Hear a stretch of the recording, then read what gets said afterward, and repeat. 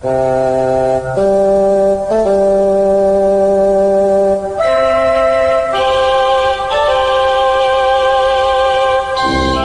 Geeks, Two Beers and a Laptop. Episode 19, Die Hard.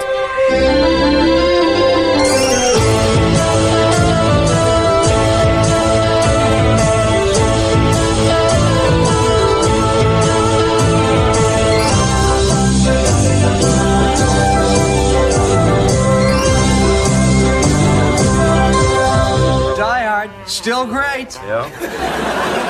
Hey, what do you say we make it a double feature? What else you rent? Die Hard 2. Joey, this is Die Hard 1 again. Oh. Well, we watched it a second time, and it's Die Hard 2. Joey, we just saw it. And? And it would be cool to see it again. Yeah! Die Hard!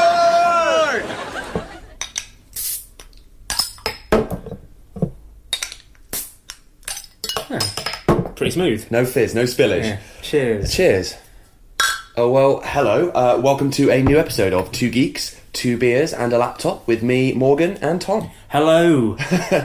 This episode is going to be all about Die Hard, the Yeah. Die Hard franchise. Now, I know what you might be thinking, it's an action franchise. It's not your usual geek fare, is It's it? not, but we'll be taking a closer, geekier look at the franchise, digging up a few nerdy nuggets about the franchise. Well, we had always planned to do this episode, but the sad passing of Alan Rickman last month sort of bumped it up the schedule a little bit. So this episode is our own little small tribute to Alan. And you don't need to do it at Christmas either, even though the first two films are set at Christmas. The Die Hard is a fantastic Christmas movie, and it is a Christmas movie. But I insist it is. But I think you can watch it any time of But year. you can watch it any time of exactly. year. That's the beauty of it. That is the beauty of it. Yeah.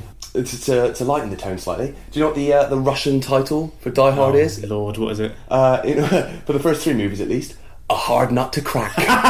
Quite like that. I quite like that. It's better than Die Hard 4.0. So this time around, as ever with our beers, we are limited to whatever is stocked in our Sainsbury's local. You've done quite well, I think. I think I've done all right on my little trip. I got apologies for the pronunciation. I have no idea. Good luck. Franziskaner Weissbier. Weissbier. from Munich since 1363. It's a German ale, I believe. You can imagine the Grubers drinking this. Exactly. You imagine might be something that Hans Gruber might have swilled. So cheers, Alan. Here's to you. Oh, spillage. There we go. I told you that was going to happen. But it's very nice. That's quite pleasant. I do like that. All right, so let's start, of course, at the beginning. Die Hard. It's Christmas Eve in L.A. California. Is Daddy coming home soon? Well, we'll see what Santa and Mommy can do, okay? A New York cop, John McClane, has come to see his wife. I missed you. Instead, he's going to have to save her. Sit down. Within this skyscraper high above the city, 12 terrorists have declared war. They're about to be taught a lesson in the real use of power. Now, the last thing McClane wants... Think, damn it, think! ...is to be a hero. Where's Howie? Hey, Tucker! Where? But he doesn't have a choice. What does he think he's doing? They have already killed one hostage. This channel is reserved for emergency calls only. Hey, do I sound like I'm wearing a pizza? Do you really think you have a chance against us, Mr. Cowboy? Yippee-ki-yay, mother... You just destroyed a building. I am in charge of this situation. Well, I got some bad news for you. Come up here, then look like you're in charge of Jack. He is alone, he is tired, and he hasn't seen dipping squat from anybody down here. Bruce Willis, Die Hard. Got invited to the Christmas party by mistake. Who knew? July 20th, 1988. Yeah. Directed by John McTiernan, who also made Predator, arguably the two greatest action movies of that era. Before he went to prison, he did really well for himself. He did. But you mentioned July. Don't you find that weird? Well, because it's not. It's. No, I say it is a Christmas but movie. it wouldn't. I don't think that would happen now. But they would They release either it. wouldn't bother setting it at Christmas, or if any film that's set at Christmas, they normally release at Christmas time, don't they? That's true. And I know action films aren't really released at Christmas, but it just feels really weird. People went to the cinema in the height of summer to watch a very, very Christmassy movie. I know, it's just very strange. Yeah. I reckon the studio bosses just probably went, we can't release this at Christmas, guys. No one will watch it. But McTiernan made Predator the previous year. He was on fire. Yeah, did well. Insane. Something I didn't realise, I found out when I was researching this episode, that Die Hard was made mostly with an unfinished script. Oh. A lot of it was kind of not improvised, but they would kind of make changes and shoot scenes that hadn't been rehearsed. It's quite remarkable that they produced what is basically the greatest action movie of all time. Yeah. I think, of course, part of that's down to Bruce Willis and Alan Rickman, which we'll get onto, but I think it's just the action is inventive. It's funny. Who are you then? Just the fly in the ointment, Hans. The monkey in the wrench. The pain in the ass. It's moving. Tell her that she's the best thing that ever happened to a bum like me. It is. And we'll get onto this more later, but it's claustrophobic, which I think is part of what's brilliant about it. I know what a TV dinner feels like. And it's got the great supporting cast. Yeah. Why did Al never come back? Sergeant Al Powell, why did he never come back in the later sequels? Yeah. You just watch your ass and you'll make it out of there, you hear me? Well, the one for me, you might get onto him properly in a minute, is Devereaux White, who played the limo driver guy. Oh, Argyle. Yeah, I mean, he wasn't really in anything else, the actor. No. And he was great, like a little mini Usher. You got any Christmas music? This is Christmas music. But something I find really interesting about Die Hard, I don't know how much of this you know, the origins of Die Hard. Very strange. Because it's based on a book by Roderick Thorpe called Nothing Lasts Forever, which was a sequel to another book called The Detective, which they made into a film in 1968. Frank Sinatra. Starring Frank Sinatra. Yeah. Didn't he get, first dibs? This is what I love about it. Yeah, there was a clause in his contract, which, in Sinatra's contract for The Detective, which meant that he had the first refusal on the part of John McClane in Die Hard. So he had to offer it to him. He had a sequel clause in the contract. 72 at this point, wasn't he? 73 years old. Yeah. And yet Frank Sinatra could, in an alternate universe, have accepted it, and they would have had... I would assume the producer would just go... maybe we'll just leave that on the back burner. I like the idea that they asked him, please say he says no, please. What if Sinatra had said yes? Roderick Thorpe's #1 bestseller, a literary guild selection. Now, an adult powerhouse on the screen. Your Joe Leland, detective, prowling a city sick with violence. Full of junkies, prostitutes, and perverts. They're gonna bust me. She's a whore, she's a pusher, she's an addict, and she's 19 years old. This town's crawling with kids the same age, all going the same route. Part of the Great Society. Before that, apparently Clint Eastwood, he also wanted to make Nothing Lasts Forever into a movie in the early 80s, so you could have had Eastwood as John McClane. But there's lots of different people that were up for the part, weren't there? Who do you have? Well, I've got Dustin Hoffman. I didn't have that one. Yeah, Dustin Hoffman. Apparently, That was Dustin Hoffman? Yeah, I can't imagine it myself, but there you go. Warren Beatty, he was one. Hot stuff at the time, he was. Burt Reynolds. Burt Reynolds, I knew Burt Reynolds, Richard Gere. Yeah. At that time, hadn't done that much, had he, really? And I can never imagine him as an action star, right? He's been in thrillers, but never an action star. Harrison Ford. Yeah. Don Johnson of Miami Vice fame. And Stallone, of course. Stallone. And Arnie. You can't forget Arnie. Well, we'll get onto Arnie, because there were a few more. There was Robert De Niro. De Niro? He was considered for McClane. Nick Nolte. Sexiest man alive at one point, Nick Nolte. According to People magazine. Al Pacino. Al Pacino! Yippee-ki-yay! Motherfucker! Would have been incredible. Stallone, as you said. Mel Gibson. Yeah, well, he would have been alright at the time. Yeah. Lethal Weapon was good. At its peak. Tom Berenger. Yeah. Michael Madsen. Charles Bronson. And Richard Dean Anderson of MacGyver. That's all I know about MacGyver is Patty and Selma. MacGyver. Tonight on MacGyver. That's all I know. Well, as you mentioned, Arnie was considered. Right. Because Nothing Lasts Forever was originally adapted for the screen as Commando 2. Right. They adapted it as a sequel to Commando. Would Bennett have come back? I don't think that film would be worth making unless they somehow resurrected Bennett. He just pulls the pipe out. Probably quite enjoys it. Welcome back, John. So glad you could make it.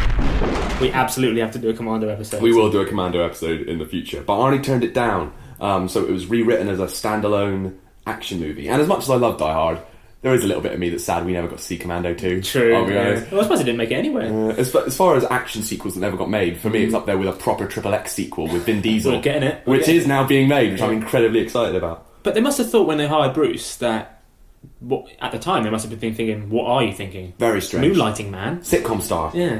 For me, it's like now if they cast Andy Samberg from Brooklyn Nine-Nine or Jake Johnson from New Girl in a high-tension action movie. It wouldn't happen. No, it might be spectacular, but it would never happen. And that's the other good thing about Bruce, is that unlike any action star since, essentially, he wasn't ripped. No. He was obviously quite muscly in his own way, but he just had a relatively normal body. And at the time when the two action gods were Stallone and Arnie, these kind of ridiculous steroid-fueled beefcakes. Yeah. And something else I love about John McClane, his vest, his iconic vest, now just, copied in so many action movies since, and the only reason he's wearing a vest is because he's getting undressed. I didn't notice that until this year. No. Honestly, I didn't really notice. He's just getting undressed and he's just got a vest on under his shirt, and when the terrorists attack... He was just ripping his shirt off. No, sexy. He's just kind of... He's caught out a little bit, which is why he's not wearing shoes either. I'm like a classic tough guy look. What I find really interesting is that you obviously picture his vest being white, but if you watch the film, the majority of it, because his blood and sweat, it's sort of grey. Green. If you watch it, it's not white at all. No. Very odd.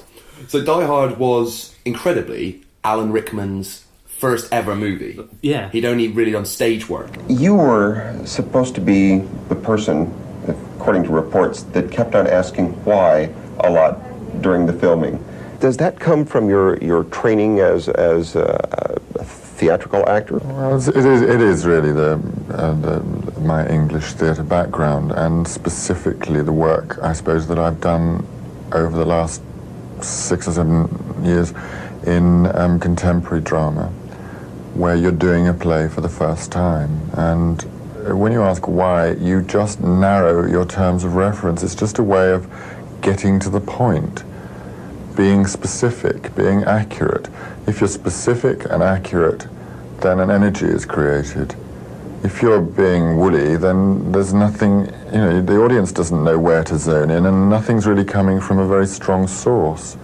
You can sound like an actor, you can make a line, but you can't make it ring unless it's informed by all sorts of background. Or anything else. Yeah, and he creates, arguably, I think, the greatest screen villain of all time. Yeah. It's a performance so good that it just set him up then. He was sort of sorted after that, because he did have a great and varied career. He did everything from sort of slapstick to romantic comedies to straight dramas or whatever, but I think he's always most strongly associated with villainous parts. As we say, without Hans Gruber there'd be no Sheriff of Nottingham, and there'd certainly be no Severus Snape. No, exactly. I do remember that, was it Dead Ringers sketch where John Coleshaw is Alan Rickman going, I'll get you John McClane, I'll get you Harry Potter, I'll get you Robin Hood. New from BBC Enterprises, a DVD all Alan Rickman fans can treasure forever. Yes, Alan Rickman plays the token baddie in Hollywood films. Who can forget Alan's carefully honed performance in Die Hard? I'll get you, John McClane. His unique interpretation of the Sheriff of Nottingham in Robin Hood. I'll get you, Robin Hood. And, of course, his towering performance in Harry Potter and the Philosopher's Stone. I'll get you, Harry Potter. Also includes Alan Rickman confronting his agent the moment it dawned on him that he was now hopelessly typecast forever. I'll get you, lousy agent. Buy Alan Rickman Plays the Token Baddie and get Dame Judi Dench Plays Every Woman Over 40 in every British film completely free. Hello, I'm Iris Murdoch. I'll get you, A.S. Byatt. Everyone says they can do an Alan Rickman impression. I can't.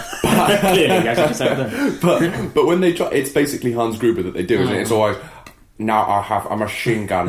Ho. It's always that, right? Mr. Cowboy. It's always Hans Gruber, which just goes to show how that was his first ever role, and arguably his greatest. Yeah. I wanted this to be professional, efficient, adult, cooperative. Not a lot to ask. Alas, your Mr. Takagi did not see it that way, so he won't be joining us for the rest of his life. See, we can go any way you want us. You can walk out of here or be carried out. But have no illusions. We are in charge. I just wanted to mention the bloke who plays Genghis Khan in Bill and Ted. Yes, that guy's incredible. Yeah, he's in the one that gets the Twinkie out. Yeah, he's a henchman in Die Hard. Yeah. He's Genghis Khan in Bill and Ted. He's also a henchman in Lethal Weapon. That guy's like an underrated 80s icon. Al Leong. Al Leong. He's like the Danny Trejo of his day. Yeah, he was in The Scorpion King. No, on Netflix. Apparently he was in 24. Really? In 2 episods. In 2002. Wait, was he in the original Scorpion King or was he in one of the latter day sequels? The Scorpion King 2002 as Asian training master. No, that's as good as it got for the Scorpion King franchise, as we have since established. I had no intention of actually getting into the movie business.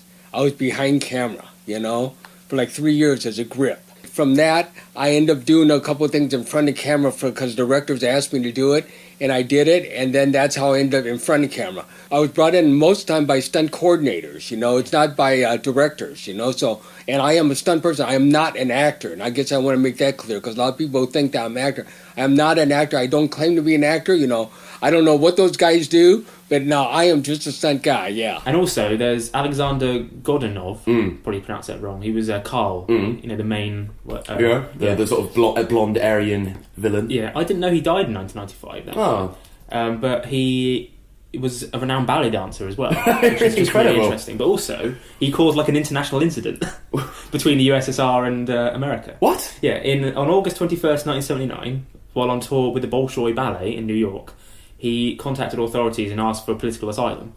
And at the time, it was like the Cold War, and it's like, it's like the plot of The Living Daylights. Yeah. And after discovering his absence, the KGB responded by putting his wife, a soloist with the company, on a plane to Moscow, but the flight was stopped.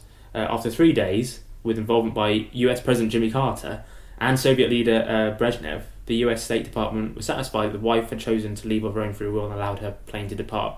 And it was actually dramatised in a film called Flight 222. Insane. So they just divorced because she wanted to stay in Russia. Bit of politics on Two Geeks there. Yeah. That's absolutely insane. And you know what? American and Russian relations were never really repaired until Rocky IV, when Stallone ended the Cold War, as we all know. And then ruined again in Die Hard 5. Which we'll get on to. What's the tagline? Die Hard 5? Sweet Mother Russia or something? Oh, God. No, Yippee-ki-yay Mother Russia. That was it. But I just want to also do my top 5 quotes from Die Hard 1. Go on. Right, number 5. I am an exceptional thief. Nice. For all your posturing, all your little speeches, you're nothing but a common thief. I am an exceptional thief, Mrs. McLean, and since I'm moving up to kidnapping, you should be more polite. Number 4. I got some bad news for you, Dwayne. Just like the way he says it. Glass?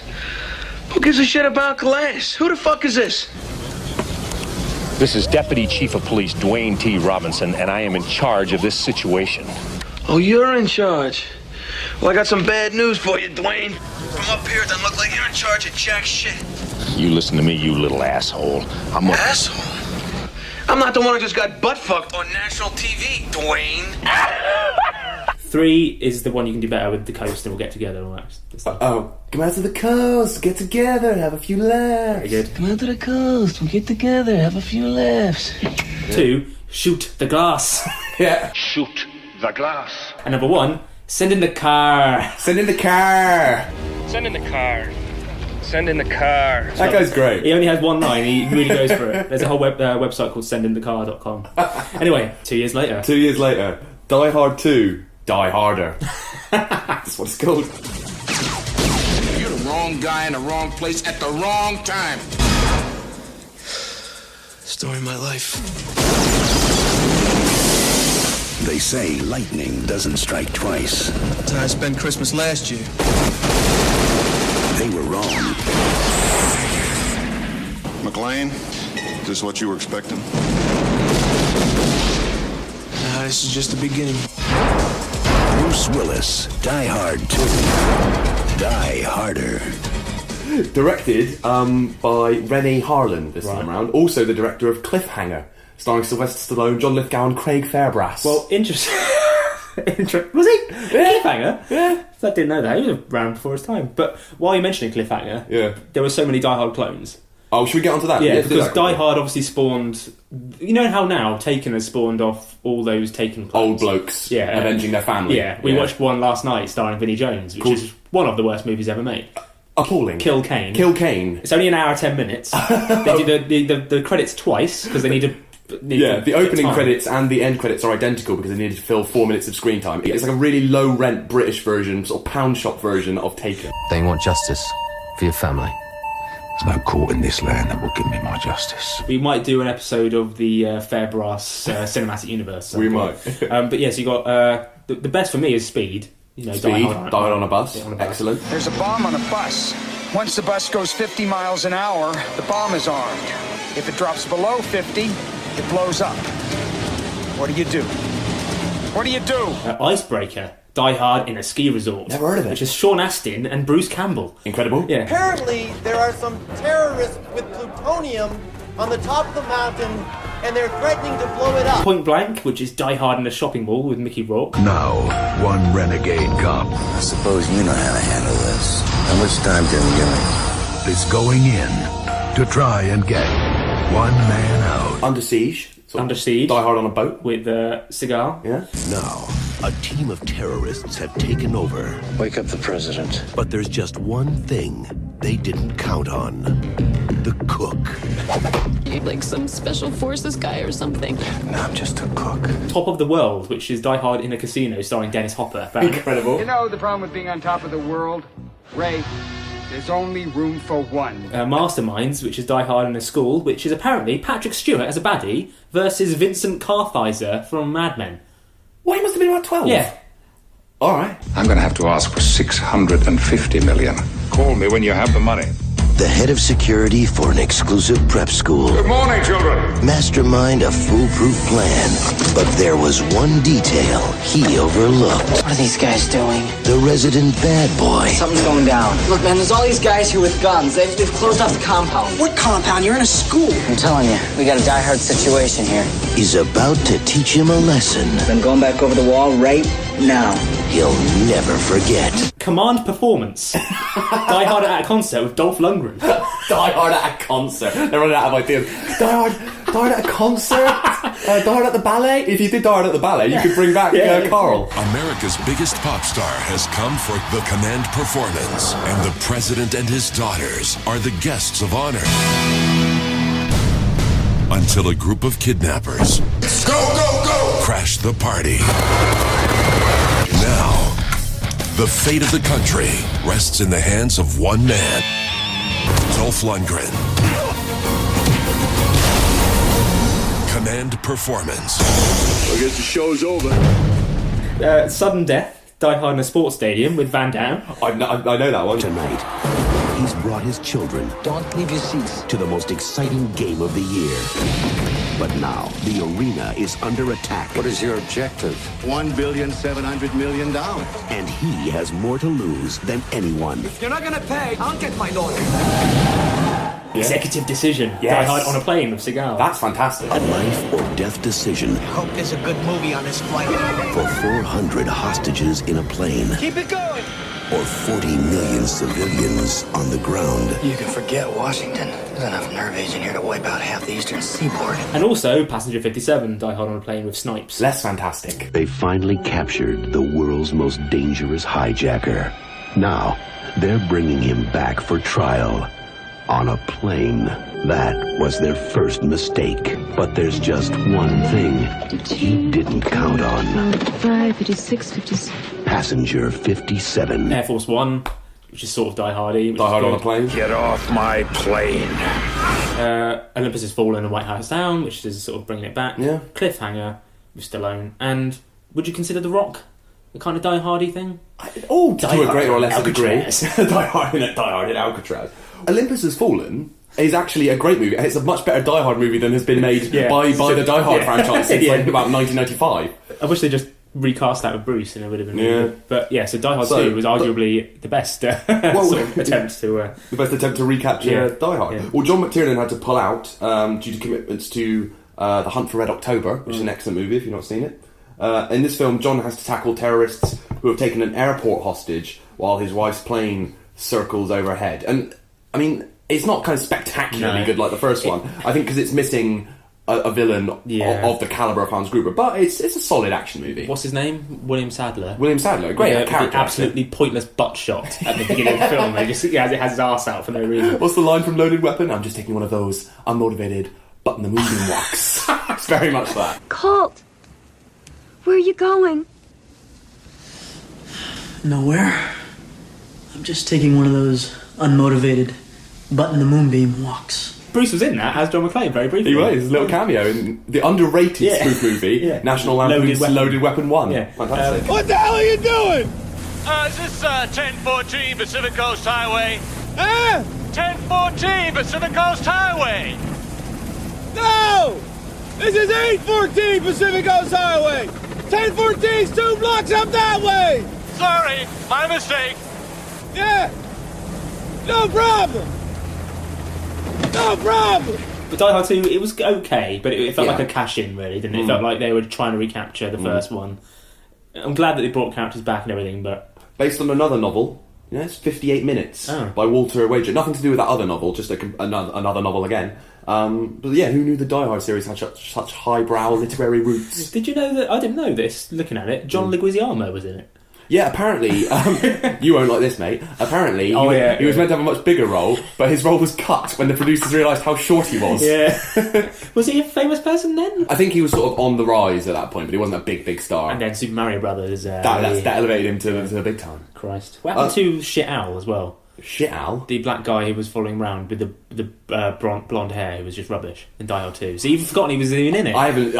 He worked at the airport, he was just like a security guy, and he was just sort of helped him out, and he's like, why can't you just get Al back? Al's in it? Yeah, like got for one scene cameo. having a Twinkie whilst sending him a fax. That's all he does. Pointless. Bring back Al. You know that Die Hard 2, Die Harder, has the highest body count of any Die Hard movie. Well, he blows up a plane at one point.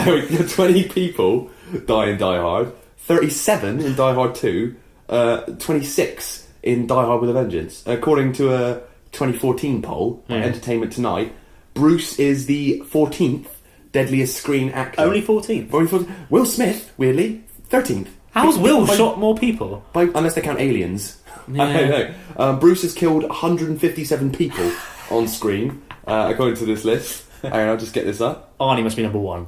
You are quite right. Arnie is by quite some margin the most deadly screen actor, having killed 369 people. Second, 300 of which had a corny catchphrase. Second, Chow Yun-Fat. Chow Yun-Fat, star of Hard Boiled and so on. God of Gamblers. And the God of Gamblers series. That was him, right? Yeah, I think so. All those spin-offs. That's how he's done it so many. 295. Bloody hell. Stallone is third at 267. Dolph Lundgren is 239, and I apologise, I've not heard of this actor. Thomas Saburo Wakayama is fifth with 226. Well, there you go. Clint Eastwood, Nicolas Cage, Jet Li, Clive Owen. Clive Owen? Clive Owen's killed almost 200 people. Shoot 'em up. You ever seen Shoot 'em up? Oh, yeah. They shouldn't count if it was just one film. Wesley Snipes, Jason Statham, Christian Bale, and Will Smith are all above Bruce. Smith. And actually, talking of Arnie, it's quite... because we were talking about Commando earlier, and there is a reference in Die Hard 2 to the fictional Latin American country of Valverde, which is the same fictional Latin American country that Arnie storms and wipes out their entire military in Commando. Oh. So it's the 80s action movie cinematic universe. I don't think they exist. Even then. Yeah, same universe. Commando and Die Hard. Right? Wrong. Right, so, next up, a few years on, Die Hard with a Vengeance, a.k.a. the one with Samuel L. Jackson in it. In the hands of a mastermind of terror. I want to play a game with Lieutenant McClane. What kind of game? Simon Says. The path to revenge leads straight to John McClane. If we don't do it, this guy says he's going to blow up another public Well, why me? What has he got to do with me? I have no idea. He just said it had to be you. It's nice to be needed. Simon Says, get to the paper in Wall Street Station by 10:20, or the number 3 train and its passengers vaporize. I'm not jumping through hoops for some psycho. That's a white man with white problems. You deal with it. Where the hell are you going, McClane? I know what I'm doing. Not even God knows what you're doing. This guy wants to pound on you till you crumble. Are you aiming for these people? No. Well, maybe that mime. He wants you to dance to his tune and then kill you. Guy out there setting off bombs. And for some reason, he's very angry with me. This, as they say, is where the plot thickens. Bruce Willis, Jeremy Irons, Samuel L. Jackson. Congratulations! You're still alive. Yippee-ki-yay, mother... in a John McTiernan film. Die Hard with a Vengeance. John McClane, NYPD. Are you all right? Yes. Laundry day.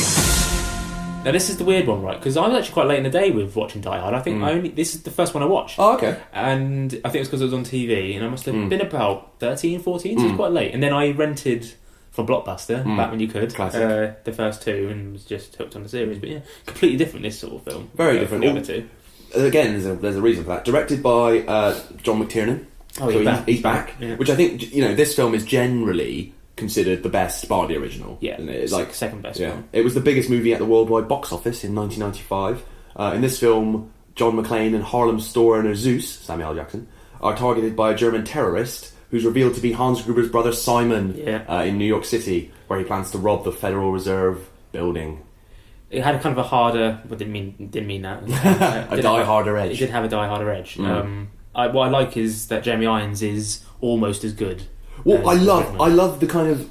It is the geekiness of casting Jeremy Irons, because it's that kind of... Who would you cast as Alan Rickman's brother? Who is the other kind of iconic British, sort of slightly sinister actor? Jeremy Irons, brilliant casting, although not the first choice for Simon Gruber. First choice was Sean Connery, apparently. Wow, that would be interesting. German with a Scottish accent. Yeah. And actually seriously considered for the role was Simon Says. Simon Says. Mr. McLean. Seriously considered for the part was David Thewlis, Professor Lupin from Harry Potter. Interesting. He was very, very heavily courted for the part. And but I just love the idea of an evil Gruber family, all populated by like great British actors. Christopher Lee is their dad, and Peter Cushing's their sinister uncle. One of them must have had a son. You would think, wow, we might get onto that. We might get onto that. My favourite line for Die Hard 3 is actually spoken by... Well, my favourite line in Die Hard 3 is, "Hey, you fuckhead." Hey, fuckhead. Yeah, you, fuckhead. There's one thing I gotta know. Got any aspirins?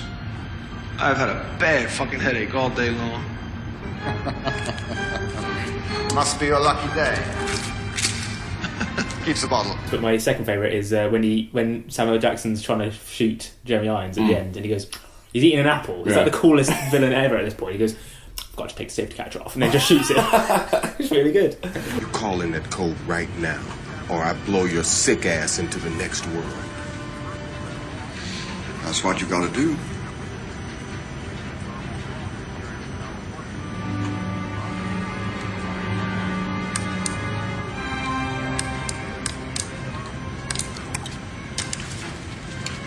Gonna take a safety catch off. Oh, God! See, that works. Now, where's McLean? Well, Samuel Jackson, again, not the first choice. Really? Zeus, oh, yeah, no, I did see this. Lawrence Fishburne. Yeah. And he apparently changed his mind, but by then it was too late, and they'd already cast Samuel L. Jackson. And also that girl who plays his Jeremy Irons' girlfriend is played by Sam Phillips, who's like a singer-songwriter. Pop star, yeah. Doesn't have a single line. No lines. And she also does the soundtrack for Gilmore Girls. Nuts. It's all of your favourites, all tied together. Neat little bow. Couldn't get away with that these days. A woman who doesn't speak. No. God. Better chance. I don't think Die Hard with a Vengeance passes the Bechdel test. But, I don't think it's trying. To be honest. I don't think it's trying. But this film started life not as a novel, but as a standalone non-Die Hard movie called Simon Says, after the villain's catchphrase. And before it became Die Hard 3, it was almost adapted. They almost changed it into Lethal Weapon 4 before they made a completely different Lethal Weapon 4 3 years later. And another bit of Die Hard 3 trivia is that another script they wrote but then was rejected for Die Hard 3 that was nothing to do with Die Hard with a Vengeance. Right. That ended up becoming Speed 2 Cruise Control. No. Enough said. But it's funny how it's all tied together because, as you say, Speed was very much Die Hard on a bus. But you could just tweak it a little bit, add different characters, and you've got yourself a Die Hard film or a Speed film. Apparently the writer of Simon Says / Die Hard with a Vengeance, he did very little to change his original script apart from change the character names. So that's why it maybe doesn't feel quite of akin with the first two Die Hard movies. So the era of classic Die Hard, fair to say, is now over. This is where me and you fall out. Yeah, well, I've sort of... You need to give it another go. I've reappraised we'll get onto this. So after 12 years, 12, which is not a good sign. No. Because when are long-delayed sequels ever good? This is the thing. After 12 years came 2007's Live Free or Die Hard, or Die Hard 4.0, as it was known outside North America, because it's about hacking and computers. 4.0. This one was directed by Len Wiseman. It's sort of going like worse and worse. Yeah. Directed, best known for his work on the Underworld series and the Total Recall remake, starring Colin Farrell. That no one liked. Totally unnecessary, more like. And in this film, John McClane and a young hacker played by Justin Long join forces to take down master cyber terrorist Thomas Gabriel, played by Timothy Oliphant, in Washington D.C. FAA just issued a critical alert. The entire network went down. Transportation system's crashing and they just hit the entire financial sector. You have no idea who you're dealing with.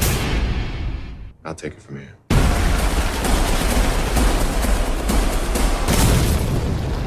You just killed a helicopter with a car! I was out of bullets.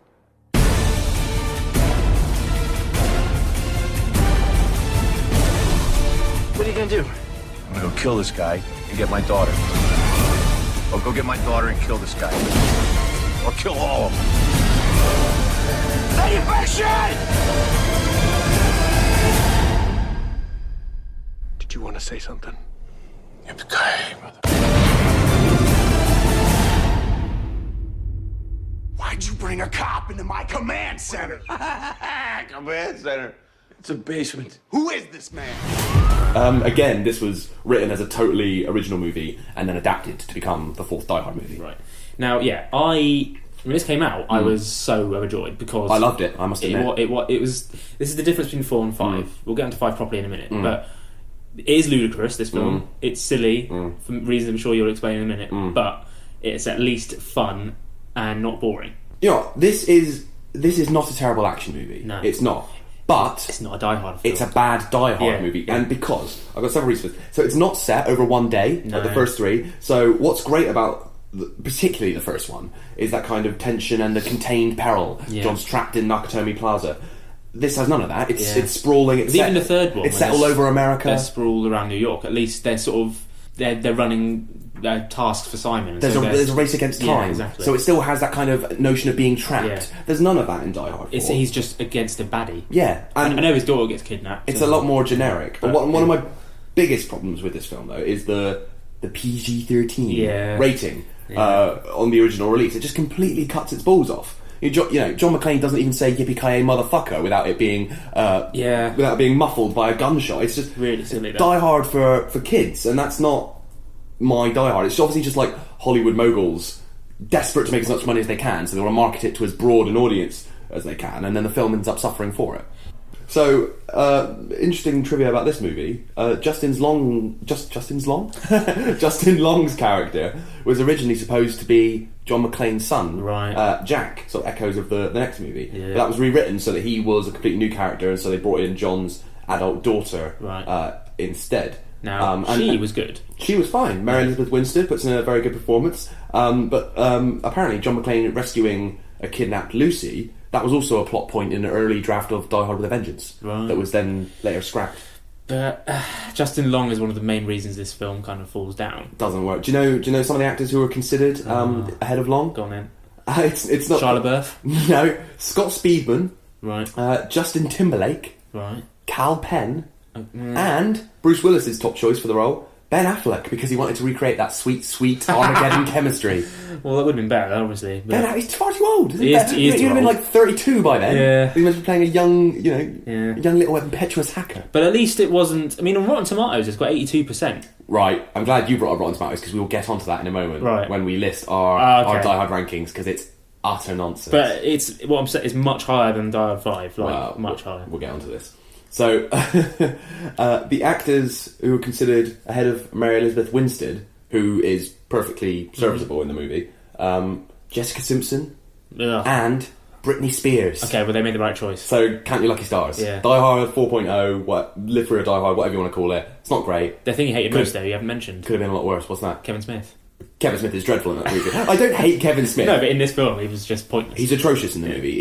And apparently he's like a poor man's Jack Black in this film, which is saying something.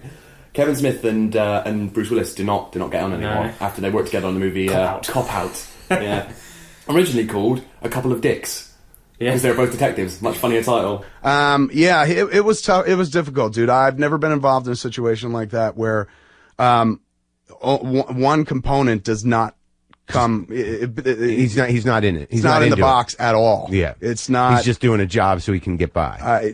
I've heard of. It was fucking soul. Well, I'm sorry about that. Really, but again, that's not a lot of people are like, you're just trying to blame the movie on him. No, but look, I had no fucking help from this dude whatsoever. But the sad part of that story on a personal level is, as a kid who grew up in New Jersey, who loved fucking Bruce Willis, and you get this big opportunity and you get disappointed by your fucking hero. I mean, that is really the worst moment, and it's something that you're probably going to have to do again, given the business that you're in. No, he changed everything for me, though. No, I just mean meeting people that you respect. But that's the thing. I'm saying he changed that for me, because now I'll never meet anybody.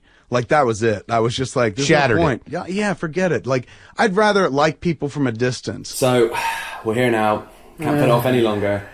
2013, A Good Day to Die Hard. Directed by John Moore of Max Payne and Behind Enemy Lines. Brilliant. He booked the job over Justin Lin. Oh, he's really good, Justin. Who famously, revitalised the Fast and Furious franchise. American?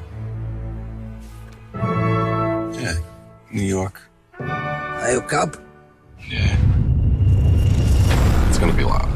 How'd you know I was a cop? You don't look like a lawyer.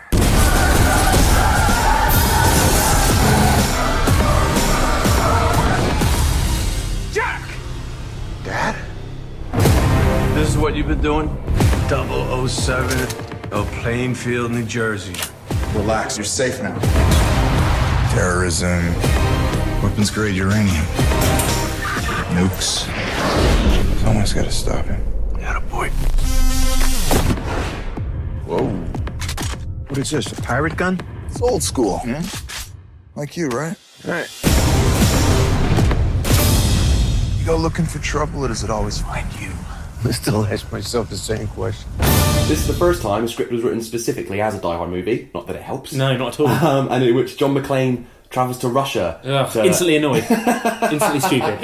You know what we were saying about keeping it contained? Yeah. John McClane travels to Russia to help out his seemingly wayward son Jack, only to discover that Jack is a CIA operative working undercover, causing the father and son to team up against underworld forces. It's like you're going to make a Die Hard film, right? Yeah. And this time they knew they were making a Die Hard movie. So think how many writers out there who love Die Hard would come up with an incredible script for an idea for Die Hard. This looks like the 408th best idea. It's like, really? This was the best idea? The best story for Die Hard 5? Baffling. Surely this wasn't the best idea. Get J.J. Abrams to savour it. It's the only solution. Crucial to this movie is casting Jack. Is casting Jack. John McClane's son, the son of the virile, amazing action hero John McClane. Actors considered for the role: Aaron Paul, great; Liam Hemsworth, fine; James Badgedale, Chase from season 3 of 24, better than what we had; Ben Foster, Vilo Ventimiglia from Heroes, Paul Dano, and the late great Paul Walker. Great. Instead, we've got Jai Courtney. I'm sure Jai Courtney is a perfectly nice man, but he has all the charisma on screen of a potato. If at best. and he just, something about his face, the way he says things, his personality, his I don't know about his face, just everything about him. He'd be fine if he was just a minor character and things, but he keeps getting these incredible roles. Kyle Reese in Terminator Genesis, and it's just one of the Suicide Squad alongside Will Smith, and Jack in particular is just a bit of a moany git in this film. He's just like a snivelling little, oh, just stop it. Stop it. Well, talking about moany gits, Jai Courtney, charismaless as he is not the biggest problem with this movie. The biggest problem with this movie is that Bruce Willis does not care. No. Right, this is weird, because Bruce Willis, used to be, not my favourite actor, but my favourite movie star. I loved him. In much the same way as The Rock is not the greatest actor in the world, but he's clearly just a explosion of charisma. Bruce, whenever he used to do so many appearances, and whenever he'd be on chat shows and things, he was quite funny, and he seemed quite cool. He just seemed like the coolest man alive. And then this film coincided with a weird time where he just seemed to stop caring, not only about acting, but just about everything in general. Something's happened to him, which has meant him go, Just can't be bothered anymore. Just turn up, see what happens. Bruce Willis, welcome back. Good to see you. Did I do something 21 years ago? Yeah. Did I? What did I do? That's the last time we did an interview. Yes, sir. You want to share? Yeah. We were both 20 years younger. Yeah. My hair's a mess today. No, your hair looks good. Yeah. I took a leap, and I'm doing this play here in town, and I thought it was a good idea to let my hair grow out, because I know you keep your hair trim, and for the last 10 years, I kept my hair trim, but I think I made a mistake. No, not really. I like it. I think it works. Maybe he was always a dick, but he can't even fake it anymore because he's just phoning it in, and where it translates to the screen in a bad way. So where John McClane was once this sort of charismatic underdog, he's now, in this film, basically an ignorant bully who racially abuses taxi drivers. Small blessings. This is the shortest Die Hard movie at 97 minutes. That's one of the few good things you can say about Die Hard 5. Because Die Hard is even with this film, is one of my favourite franchises. And so you'd think when a new Die Hard film came out, I'd be like, oh my god, this is going to be incredible. Yeah. But because of the reception it got when it was released and the trailers and everything about it, just didn't excite me. And Bruce's promotional campaign, where he would just turn up in a pink dressing gown, sneering at breakfast television hosts, pissing everyone off. Yeah. But because it had such a lacklustre response, I knew it was going to be bad. But I still had. I remember I didn't even watch it at the cinema. No, I watched it on a plane. I think I waited until it was out, and then I watched it at home, and it was so boring. I was just sort of just on my phone playing a game or something. Die Hard 5, and I was not even paying attention. Why don't we care? Bored, shit Bruce, shit story, shit setting, too silly, Jai Courtney, shit villain. Couldn't tell you anything about it. I don't even know who the villain is. And maybe I should give it another go, because it's silly me talking about it, but I just know it's shit. You know it is. But when did Bruce Willis stop caring? Because now he has become the Hollywood equivalent of that scary old guy who warns kids off his lawn. It's like, don't go near old man Willis's house. And he's like, hey, get away, kids. He's just that guy. The last good thing he did was Looper. Since then, no. So I kind of pinpointed that. So Looper was the last time he seemed to be making an effort. Yeah. That was 2012. The next year, 2013, is A Good Day to Die Hard and G.I. Joe Retaliation. Yeah, one of the best trailers for a film ever, for a shit film. Yeah. But that is one of his performance in that is one of the laziest performances I've seen. Not just Bruce give, I've seen anyone give. Because that trailer was, what was it? It was there is one man. It's The Rock saying like there's only one man we can turn to in this situation, and it's Bruce firing a machine gun. It's incredible. I was so excited. We have to assume that there's no one we can trust. There is one man.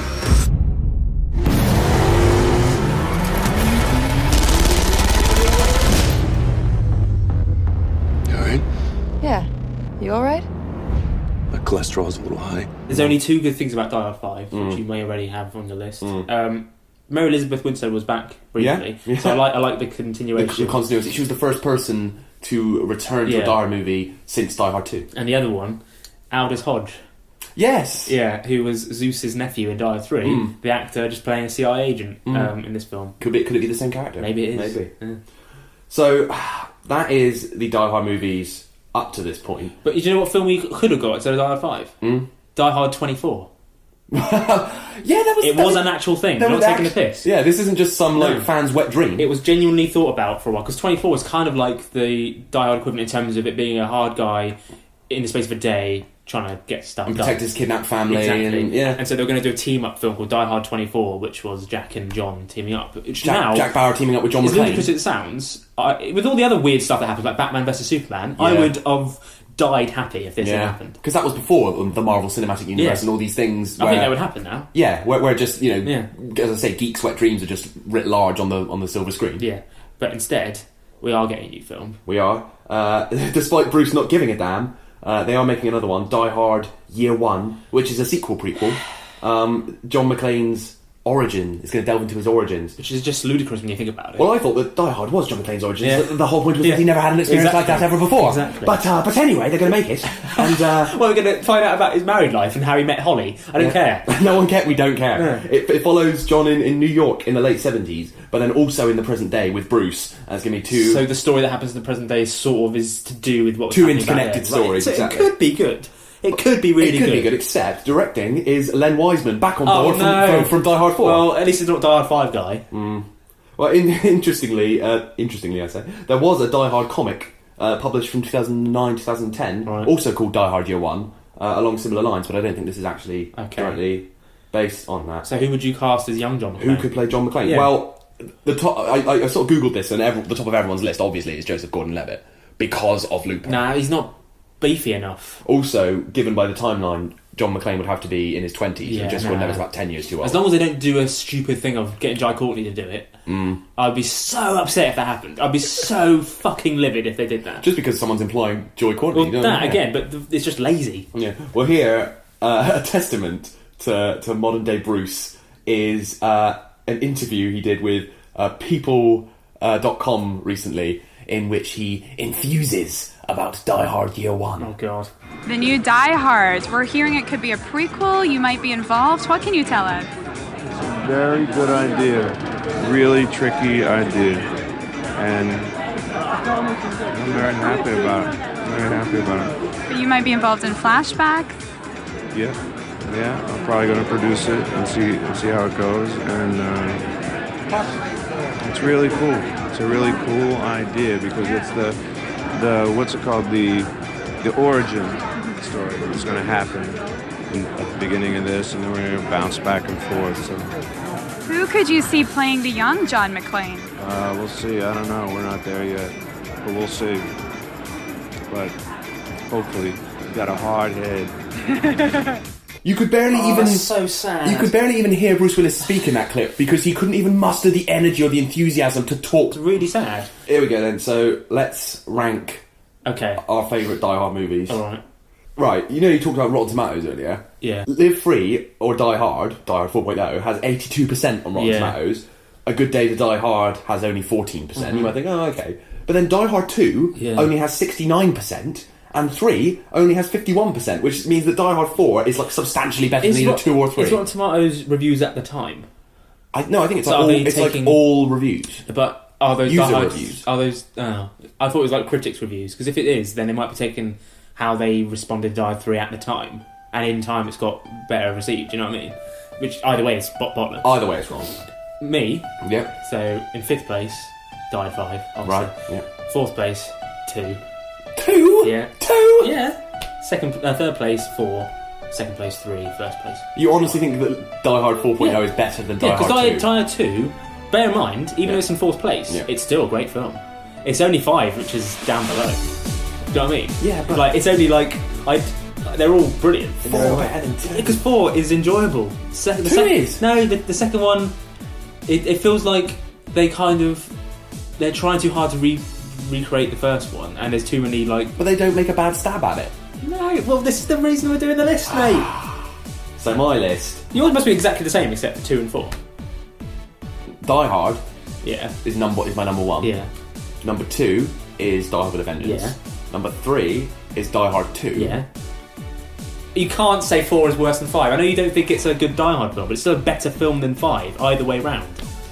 Those bottom 2 are interchangeable. You can't say that 5 is better than 4. No one can say that. The thing is, I watched 5 on a plane, Die Hard on a plane, and I didn't enjoy it, but equally it didn't offend me in the way that when I watched 4, it actually made me flinch. But you said you enjoyed it.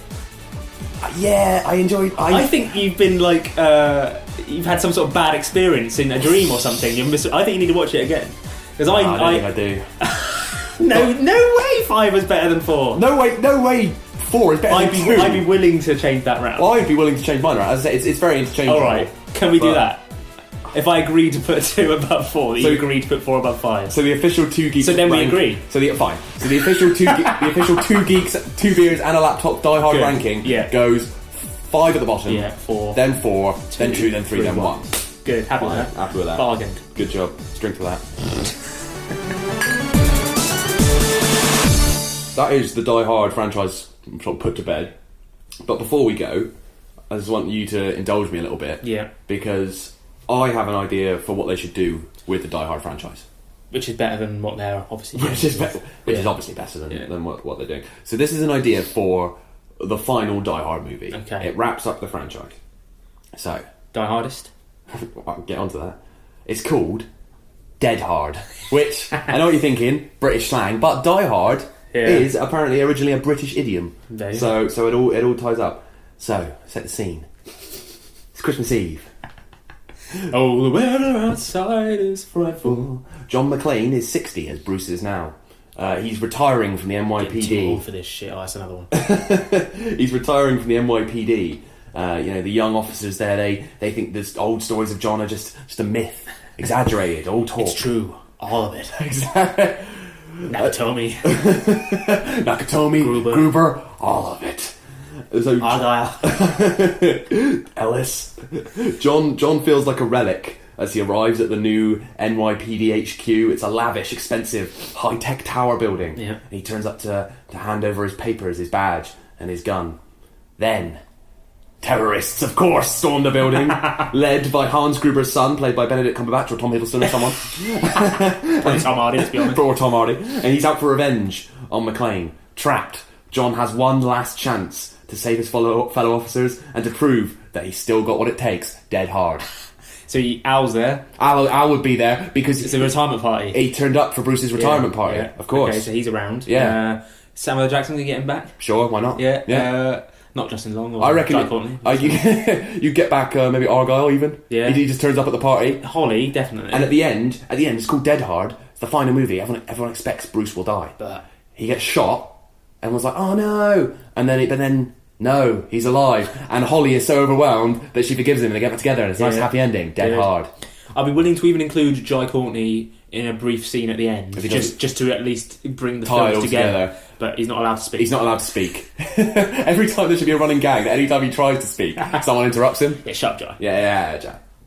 Very good. Yeah. Maybe we should just write it. I'm tempted to write it and just sort of pitch it. Yeah. Someone will just nick this idea. If anyone's listening to this, I'd be happy. Yeah, fine, nick it. Yeah, write it. Just so that Die Hard can go out on a positive note. Yeah. Please. Big Finish. Do an audio drama. Oh god, we've just heard Bruce on audio. It doesn't translate.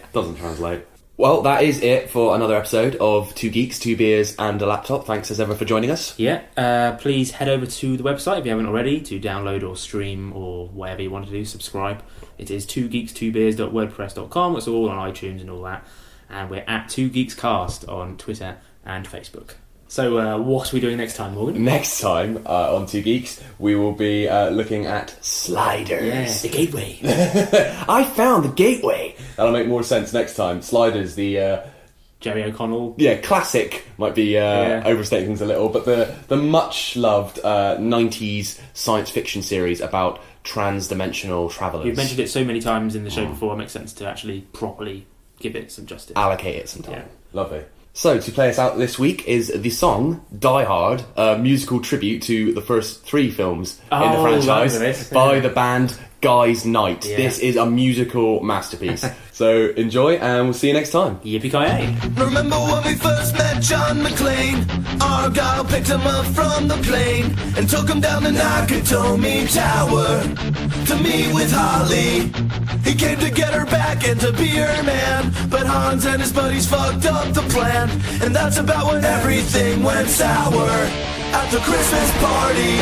And the terrorists were overzealous, but it was sweet when they killed Ellis. And with a little help from Alan, John McClane kicked ass. We're gonna die, die, die, die, die, die hard. We're gonna die, die, die, die, die, die hard. We're gonna die, die, die, die, die, die hard. We're gonna die, die, die, die as hard as we can.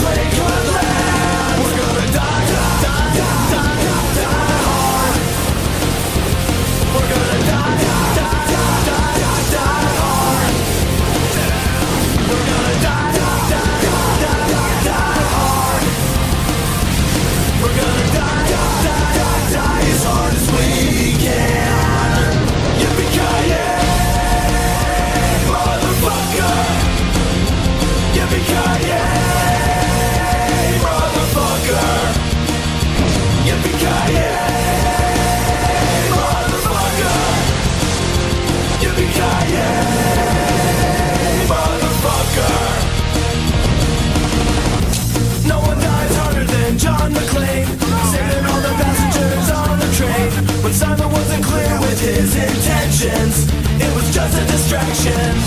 And there was no way McClane could know that Hans Gruber was Simon's bro. And that's what made it Die Hard with a vengeance, with Samuel Jackson. And the good cop wouldn't miss this, even though it wasn't Christmas. He didn't get any help from Alan, but only in part 3. We're gonna die hard. We're gonna die hard. We're gonna die hard. We're gonna die as hard as we can. Finally we're back with John McClane. Now we got a choice and the choice is plain. We can live free or we can die hard as we can. From taking on a terrorist he's never met, to taking on an F-35 jet with the greatest car explosions by far. They sure look sweet, man, and we know what the basic gist is. There ain't no Alan and it's not Christmas. We don't know, but we're pretty sure that John McClane kicks ass. We're gonna die hard. We're gonna die hard. We're gonna die hard. We're gonna die as hard as we can. Yippee-ki-yay, motherfucker. Yippee-ki-yay, motherfucker. Yippee-ki-yay, motherfucker. Yippee-ki-yay, motherfucker. Come to the coast, we get together, have a few laughs.